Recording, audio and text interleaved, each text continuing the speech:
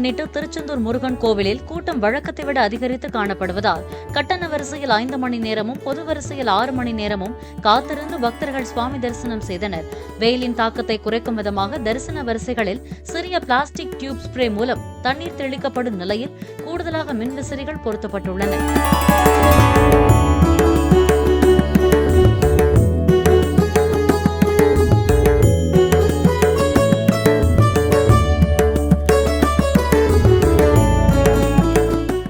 Play store மற்றும் app ஸ்டோரில் இருந்து பாலிமர் செயலியை QR கோடு மூலம் பதிவிறக்கம் செய்யுங்கள்.